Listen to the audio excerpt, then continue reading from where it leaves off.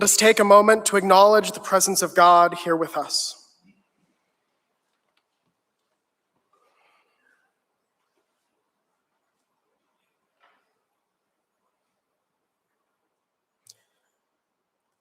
This year will be a challenge.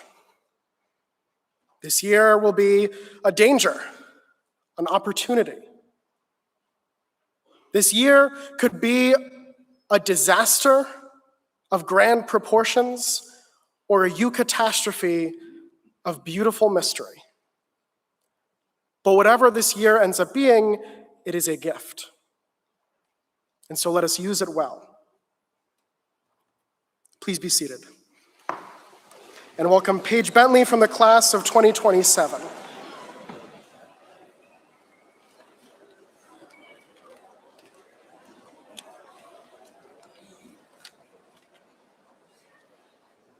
Hello, everyone. My name is Paige Bentley, and I had the privilege of serving as the orientation coordinator for the 2026 orientation session. First, I want to congratulate all of our incoming students on taking the first step in your Bucknell journey. College is full of exciting opportunities, new experiences, and challenges that will help you grow in ways you've never imagined. As a senior, looking back on my own experiences, I've learned a lot along the way. When I started here at Bucknell as a first year, I knew no one and had no idea what to expect. What I had come to realize is that everyone truly has a place here.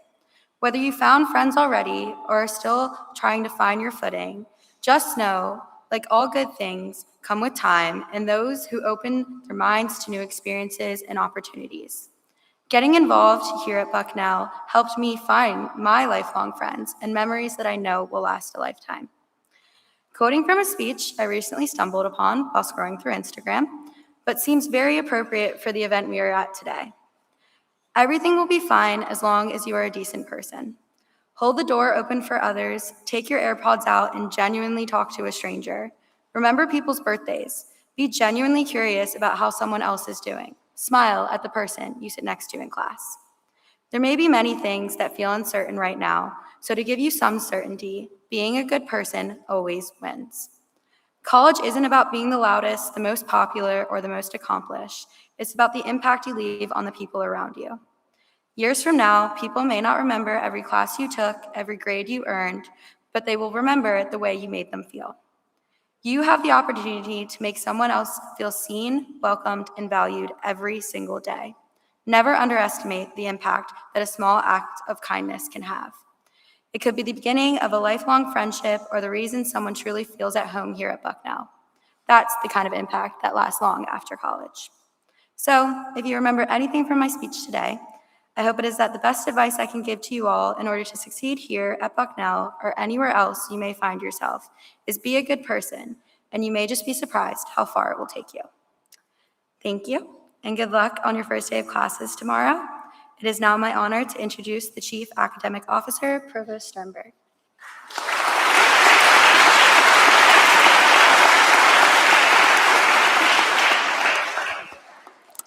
Thank you. And welcome, students. We're so glad you're here. You are now entering into a new phase of your education, the one you pursue by choice. Whether or not you have fully been in control of the choices that led you here, now that you are here, your education, what you bring to it and what you get out of it, truly becomes up to you. You have 4 years. You can endure them, experience them, or you can embrace them. And there will be times that you will do each of these things. One thing for sure, these 4 years will go by so very fast. But that's okay. Your Bucknell education will set you up to always be learning. Over these next 4 years, you will further develop the tools that will allow you to make sense of a confusing world, to sift through an endless stream of information and perspectives, not all of which are based in reality, nor are even generated by humans, nor are designed to do anything other than separate you from your money. At Bucknell, you will learn so much about the world around you, how it is and how it came to be this way. And ideally, you'll get to imagine what it can be. This is what it means to be a liberal arts educated student, no matter your major. You will be armed with the tools to navigate a complicated world, to appreciate the severity of its challenges, and to be part of the solutions. I know that's a big promise. How is Bucknell going to do that? Well, up here at the front of the auditorium, to your left and your right, are a subset of the 400 or so Bucknell faculty members that will guide you on your educational journey. You will learn so much from them as they will from you. Like teachers in your past, they will tell you things you didn't know before and provide you with new ways of looking at old things. They will help you develop skills that will set you up in life and in work and will allow you to always be learning after you leave here. Like the very best teachers you have had, they will develop your capacity to think deeply about what you are learning and to apply what you have learned. They will help you develop your ability to question, to discuss, to defend, to synthesize, and to analyze.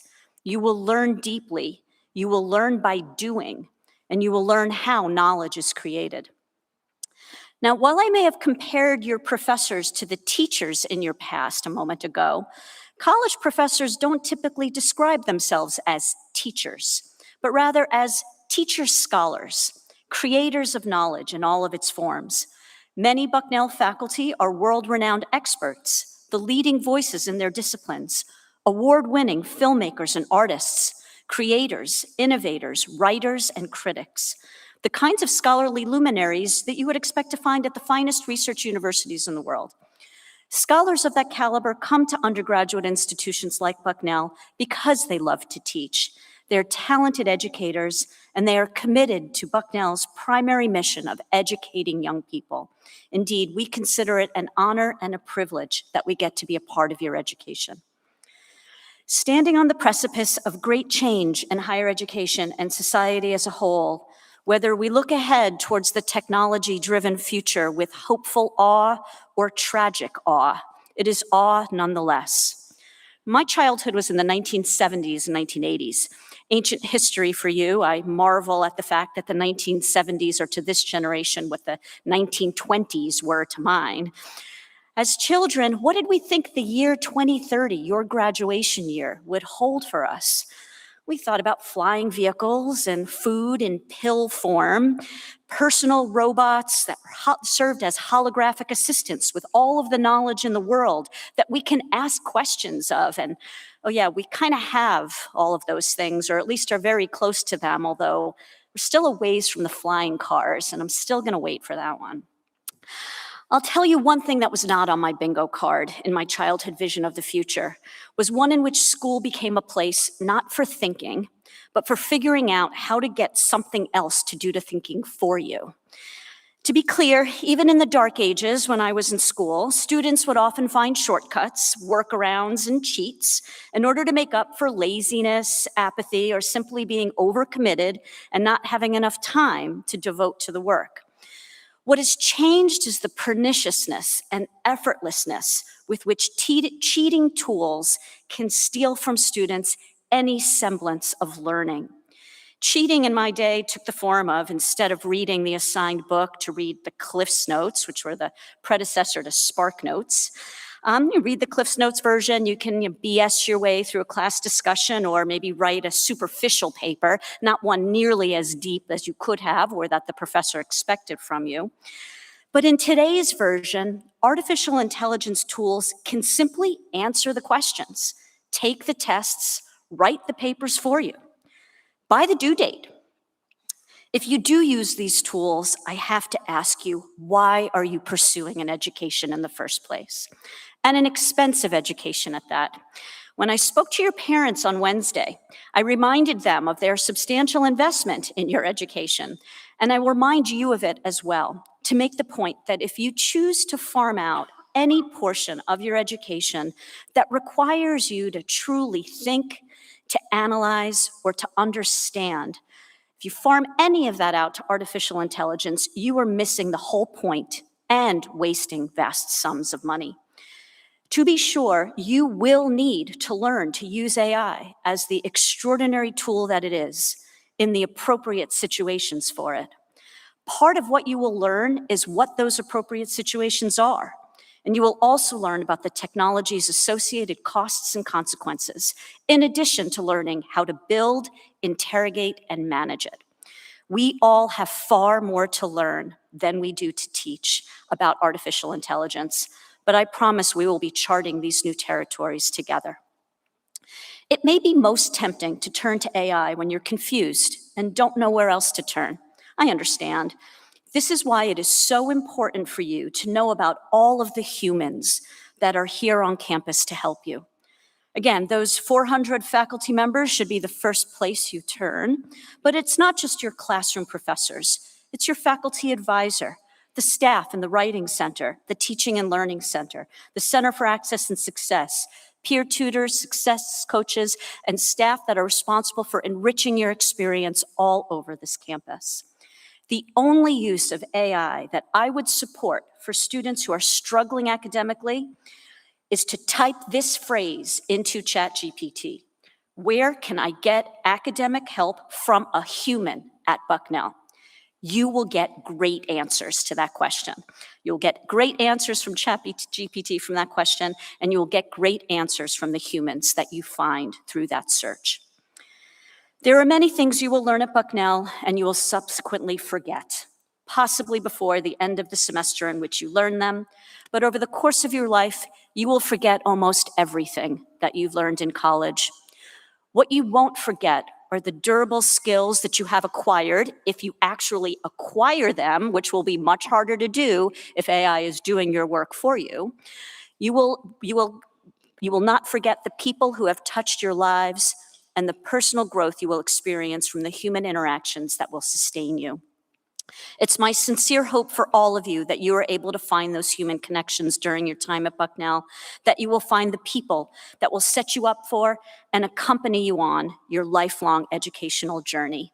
Along this journey, look for learning everywhere. Take a lesson from everything you experience, reflect on everything you are told.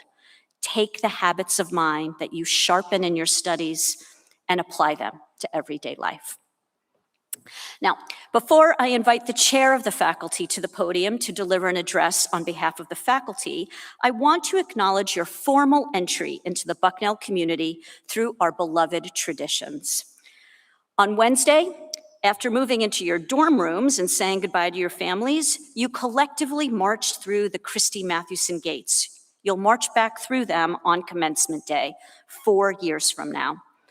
After this event, this evening, our candlelighting ceremony will mark the beginning of your academic journey. But now it is my honor to issue your formal proclamation of matriculation. Students, please stand.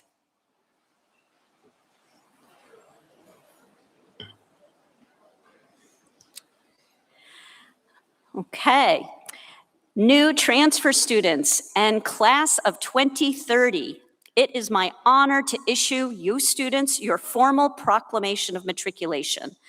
The pin you received early this week represents your induction into the Bucknell University class of 2030, as well as all new transfer students into our academic community. Wear it proudly and hold it as a sign of the attributes that bind you forever to all Bucknellians: your spirit of inquiry, your quest for understanding, and your desire to make a difference in the world. Congratulations.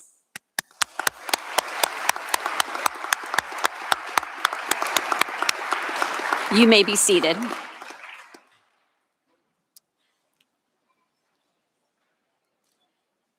It is now my pleasure to introduce Professor Eric Lofgren, Professor of East Asian Studies and Chair of the Faculty.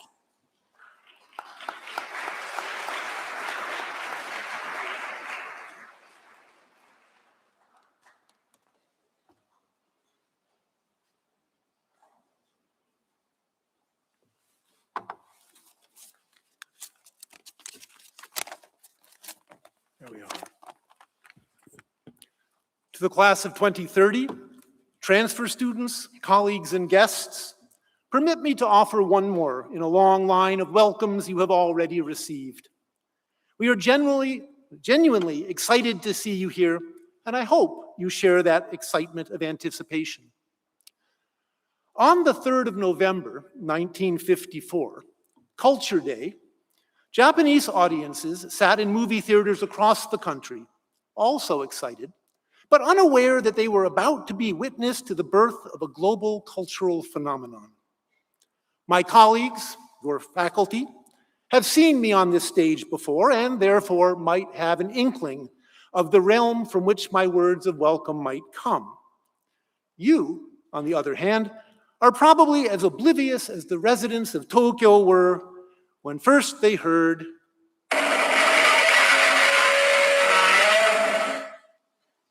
yes, that is the original Godzilla, which came rampaging ashore, picking up buses and pulling down high-tension wires after being awoken by hydrogen bomb testing.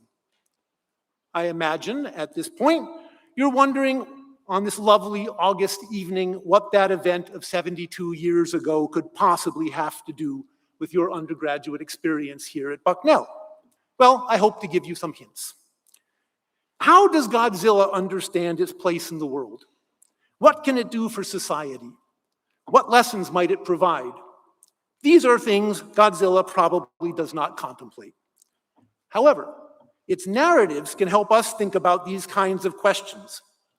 You have 4 years in which to allow your mind full rein to wander.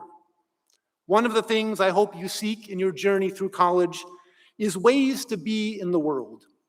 One of the benefits of a liberal arts education, something which all of you will benefit from regardless of your major, is the cultivation of habits of the mind, which in turn provide the foundation for an informed engagement as a citizen with our democracy.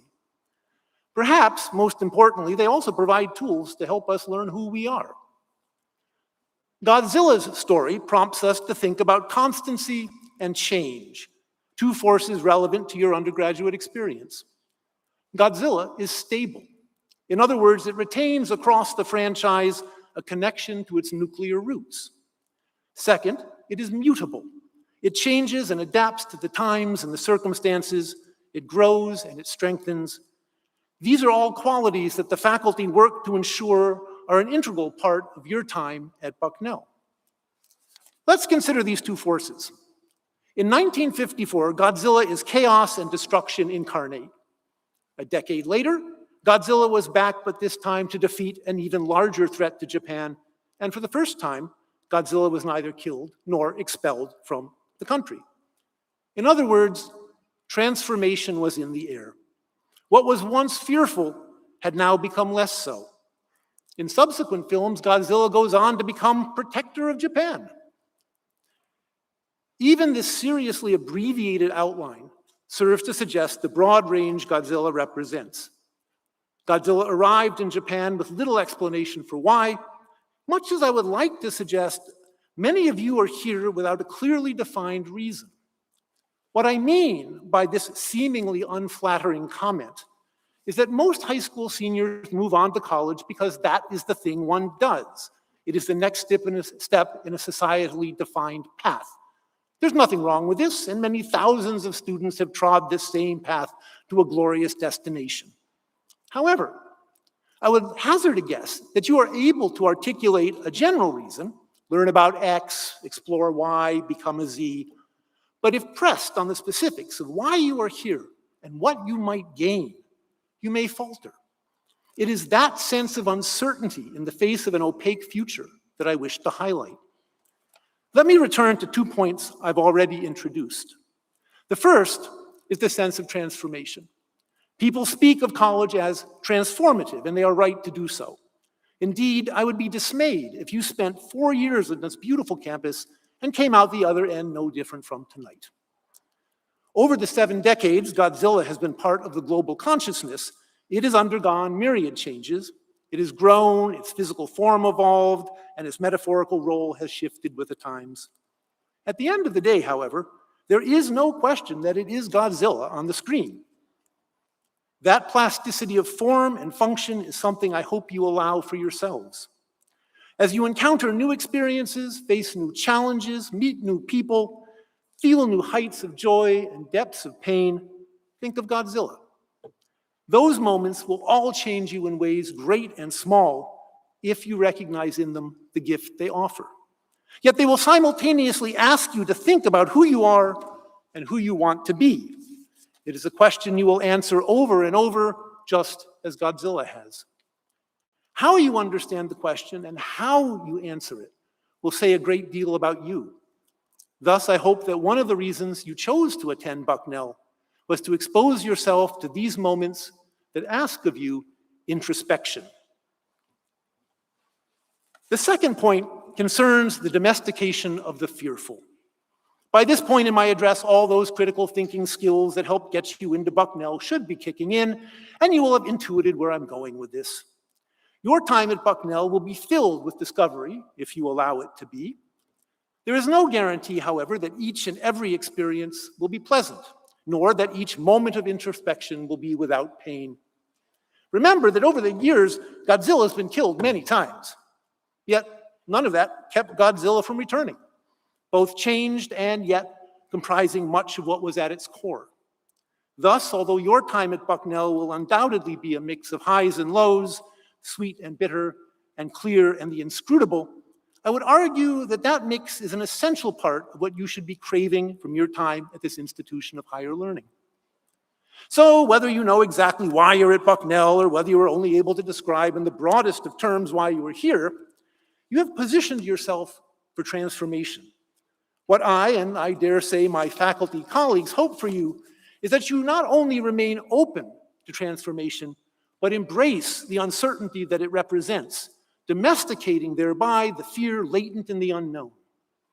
Godzilla may have survived as a franchise had it remained simply an ignorant, rage-induced city-stomping monster, but I don't imagine it would have garnered such an international following had it done so.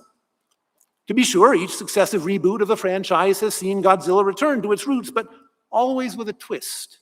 A different force impels the beast. A different metaphorical message rests at the core of those successive iterations. Transformation, yes, but transformation does not of necessity equate to a negation of self. Rather, it can also be a honing, an expansion, a redefinition. Godzilla is still Godzilla. You will still be you, but a you different from the you are at this moment. If that is not one of your goals, why bother to attend college? Indeed, why bother to learn at all? Celebrate that growth and seek out those opportunities that push you to engage with difference, for it is only in such interactions that you can both see who you are and get a sense of the possible whose you might be. Tomorrow, you will enter classrooms, labs, and studios, whether you are solidifying a skill already yours, exploring a new interest, or satisfying a requirement whose rationale appears opaque to you right now. I hope you embrace the opportunity with the same fervor Godzilla exhibited in Tokyo, albeit accompanied by significantly less destruction, confident in the knowledge that you will emerge with a better sense of who you are, who you might be, and what is important to you. Welcome, good luck, embrace the epiphanies, and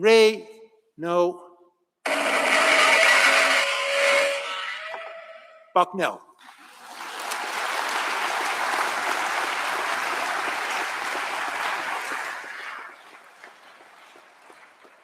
Please welcome to the stage Bucknell's 17th president, John Brofman.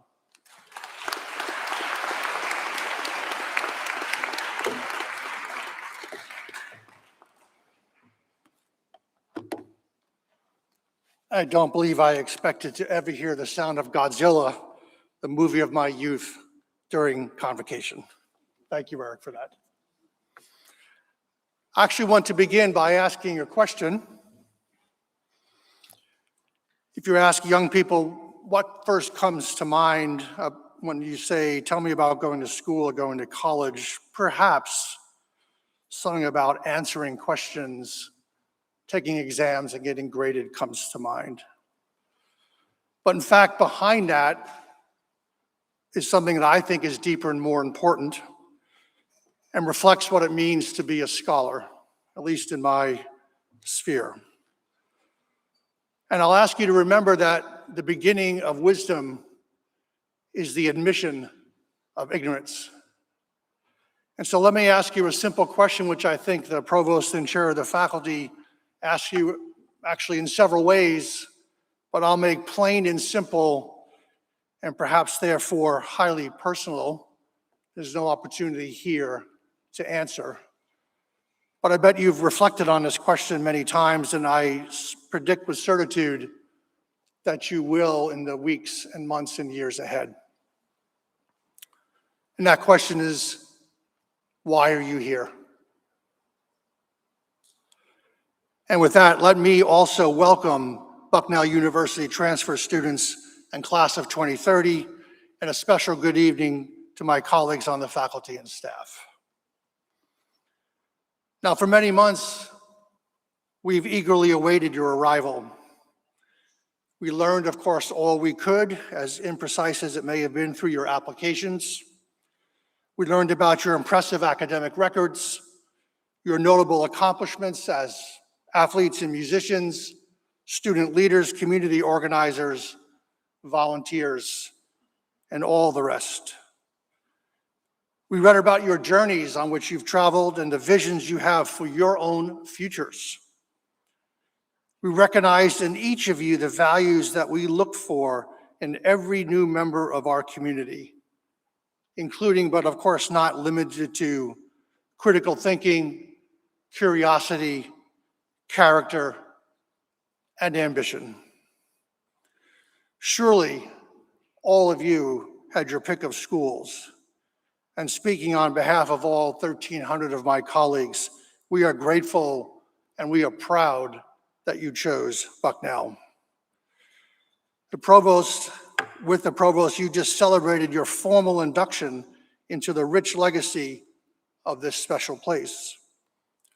You will participate in traditions shared by generations of Bucknellians, and as you do, we will encourage you to continue to reflect on the significance of the question I put to you and of this convocation evening together. And yet, whatever it means to you tonight, here and now, I am certain that it will mean more in the semesters and years and decades ahead of you. Now, I know the last few weeks have been a whirlwind of last-minute packing, planning, and long goodbyes. We certainly have kept you busy, getting you involved in and up to speed on all that you'll need to know about life here at Bucknell. But for our time together this evening, please let go of any thoughts about the immediate and the here and now, and allow yourselves to settle in to the weight of this occasion, which gets to my question, why are you here? Right here tonight, you stand on the threshold of one of the most transformative periods of your lives. Now, I know for some that seems obvious, while for others, perhaps that seems a stretch, maybe hokey. Let's see how you feel about that when you graduate 1,366 days from tonight, up on the quad where you'll be in just a few minutes. You are the 17th class I've had the privilege of addressing at Bucknell Convocation, and I must admit, I'm still looking for just the right words to convey the power of this moment. I think of last year's graduates.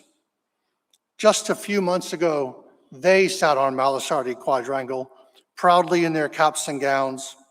Their loved ones could see that they had new confidence, earned over semesters of accomplishing what they did not think was possible. Their outlook on the world had been enriched by campus activities, experiential learning, semesters abroad, and conversations in classes with our remarkable faculty and staff.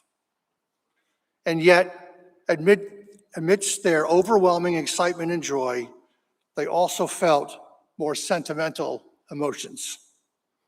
The graduates knew that they were taking their last look as students at the campus that had become their second home. They hugged their friends tightly, sometimes with tears in their eyes, knowing that even if they kept in touch, this storied chapter was now closed. Before their caps even hit the ground, their hearts were filled with nostalgia. How many would have given anything to come back to this night, to take this ride all over again? Perhaps that's the power of this moment. Or consider just 2 weeks after graduation each year in Bucknell's calendar, when we host Bucknell's annual reunion. Among the returning graduates were members of the class of 1976, this country's bicentennial year. They were celebrating their 50th reunion. Over the last 5 decades, they scattered across the country and the globe, leading careers, raising families, pursuing passions, and creating lifetimes of memories. And yet, when they reached that 50-year milestone, they were drawn back to this special place. With the benefit of time, they could see what I hope to reveal to you at least just a bit tonight. That as you move through this world, so many of the paths that you choose and so many of the achievements that you celebrate will have their origins here at Bucknell. Perhaps that's the power of this moment. It can all seem hard to grasp as you sit here surrounded by a sea of strangers, but amongst these strangers are future lifelong friends. My best friend in life I met 51 years ago, the day I moved into my freshman dorm.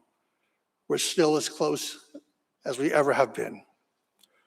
Before you know it, you will be bonding over late night conversations, dining hall debates, fits of uncontrollable laughter, and the adventures of college life. You'll play on sports teams together, start bands, and plan road trips. And in this room could be the person who gets you your first job, joins your startup, helps you run for office, or edits the novel you've yet to write. Maybe that's the power of this moment. Now, to be sure, there are those in our society who undersell the experiences that await you. By their misguided measures, a Bucknell education has become insufficient for changing our world. Now, I'll acknowledge that the level of uncertainty about the future is unprecedented. Careers once considered safe are now in jeopardy. I won't dishonor you for a moment by pretending otherwise. But the idea that a liberal arts education has no promising path forward is narrow in its understanding of the world, ignorant and dismissive of what we do here, and vastly overconfident in its ability to predict what is to come. In fact, in the midst of all of this uncertainty, the tenets of the liberal arts are more relevant and vital than ever before. If you have the ability to think critically, if your curiosity leads you to explore deep and wide, if you can learn and lead at the intersection of disciplines, if you can communicate your ideas with passion and persuasion, then, and only then, will you be amongst the most valuable contributors of your generation and the most resilient professionals in a changing world. Solution to society's greatest struggles rarely exist in single specialties or academic silos. Think of any of today's national and global conflicts. They are fueled by compounding issues, the unequal outcomes of globalization, simmering conflicts between religions and cultures, waning natural resources, and the spread of misinformation. In this environment, economists, diplomats, anthropologists, linguists, scientists, historians, journalists, theologians, they all and many more have a role in building a better society and a better life. Consider our nation's healthcare crisis, fueled by a complex intersection of challenges. They include the rising costs of procedures and treatments, a shortage of doctors and nurses, persistent and even growing disparities between urban and rural care, declining trust in science, and the depressing reality that your zip code remains one of the best predictors of your long-term health. I like to ask those skeptics of the liberal arts, which academic specialty prepares you to solve these types of problems? Which single field has the cure? This pattern supporting the necessity of the liberal arts repeats itself in every great challenge and opportunity across all sectors of our society. Even some of the most basic considerations of philosophy. Why are we here? What is our purpose? What do you owe to ourselves and others? Wouldn't we all be better off if those with great power and influence wrestled a bit more with these fundamental questions of life? Bucknell University is renowned for its ability to graduate such well-rounded and thoughtful leaders, with tremendous credit owed to the university's faculty and staff. Their profound influence on your academic journeys will extend well beyond the classroom. Bucknell has built academic centers and institutes so that you can enrich your studies with hands-on experiences around civic action, cultural understanding, in-demand skills, and within such realms as data science and entrepreneurship, the humanities and social science research. We are also meeting the expectations of this moment by heavily investing in your career preparation. Rather than designate our career services around just your last few months here as an undergraduate, we are prepared to get you future ready now. It's never too early to visit Bucknell's Center for Career Advancement to learn about the experiences that employers are looking for. You can search our site for internships and employment opportunities, and when you're ready, you can schedule an appointment with a career coach. Bucknell offers every opportunity you'll need to prepare yourselves for the future. However, all that you've heard about, all that I'm sharing with you, all that you will learn, all that's been described, the success of that is still almost entirely dependent on a single determining factor. And that factor, of course, is you and your personal investment in you and in your education. College has always been an experience that tests independence and self-discipline. Now we are in the age of social media and AI, and no previous generation, in fact, no previous class entering these walls has arrived on campus with so many tempting ways to while away one's time, to take shortcuts, and to make ethically questionable choices. But let me be clear, while there may be shortcuts to mere facts, there are none to true personalized understanding. If you plan to earn a college degree by feeding every academic challenge into a machine, you've come to the wrong place. That approach won't stand up to the expectations we set for you, to say nothing of failing to meet our ethical standards. What's worse, far worse, you will discover too late that the nexus of those failures is staring you in the mirror. Any musician knows that this is about untold hours of practice. Any athlete knows about training regimens and how hard they can be. The transformations that we make at this university are, in fact, akin to marathon training, not a sprint.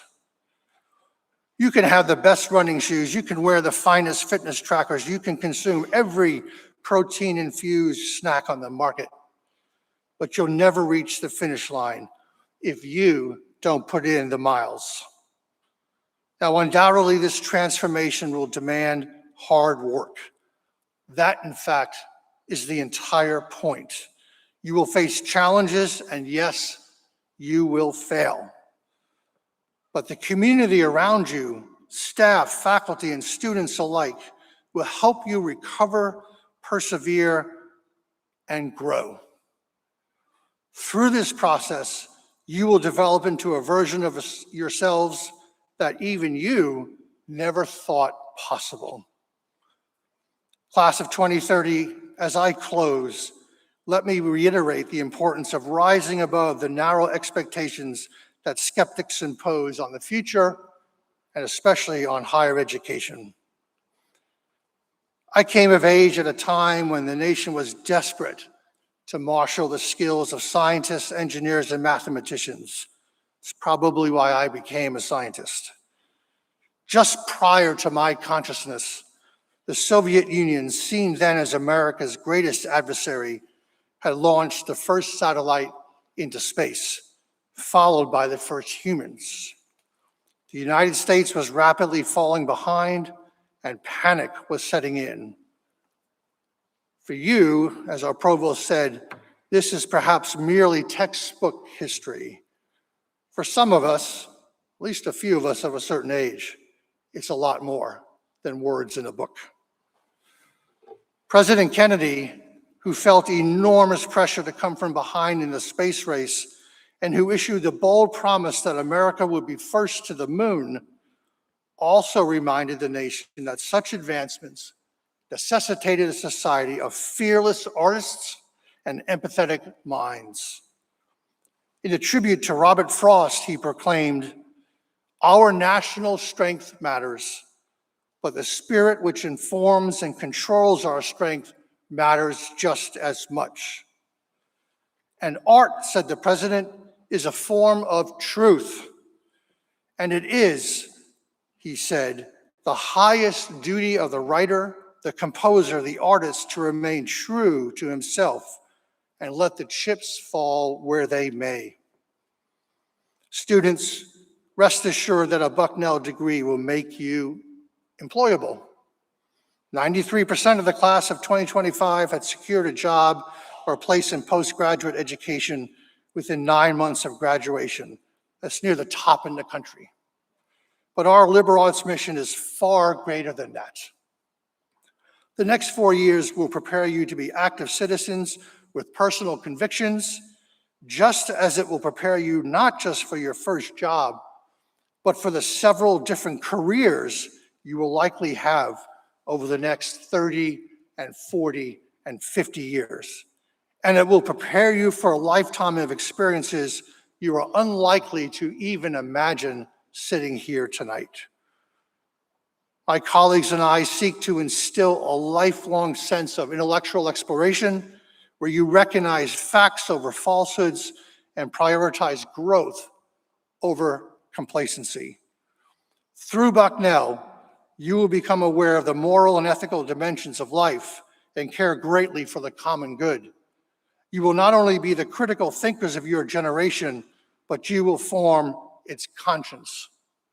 The transformation you will make at Bucknell starts tonight, but only if you take advantage of it. That, I'm certain, is a true expression of the power of this moment. Welcome once again, class of 2030.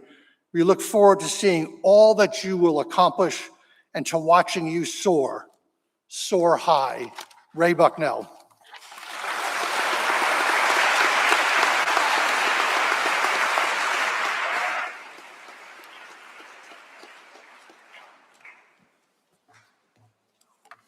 Good evening.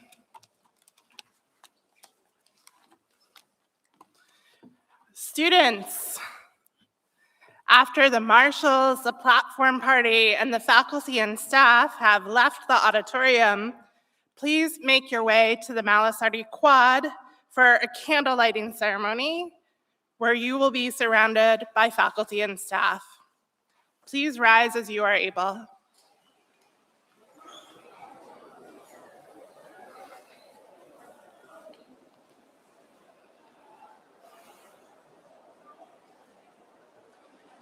Meditation on how to arrive. How to open the gates gently before you. How to walk into a new place and allow yourself to be changed by it. Some people enter slowly.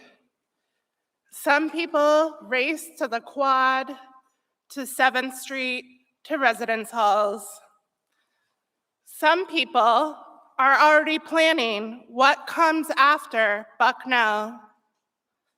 Some people will carry this place around for the next 50 years like a folded letter in their coat pocket.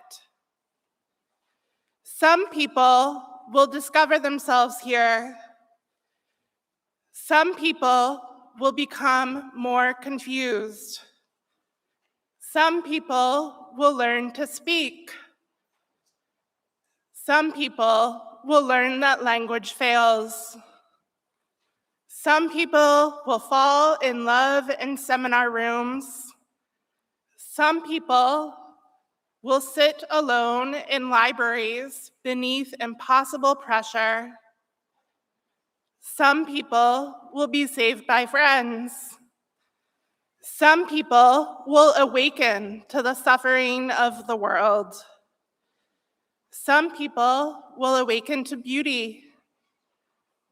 Some people still will not know who they are becoming. And now you have opened the gates. You have walked through them. You have arrived. Students, may you not become only resumes and passwords. May you not surrender your souls to term papers and final exams. May you continue asking difficult questions. May you remain susceptible to all. May you protect delight. May you walk slowly enough to notice the trees. May you speak peace even when peace appears unfashionable. May you resist cynicism masquerading as intelligence. May you remember that every person is carrying invisible burdens. May you build friendships without losing your capacity to welcome others in. May you become generous. May you become brave. May you become soft when the world insists on hardness. New transfer students, class of 2030, may your hearts remain open. May your learning become wisdom. May your ambition remain tethered to compassion. May your lives become blessings for others. And as you enter this place, may you enter not hardened, but ready to be illuminated.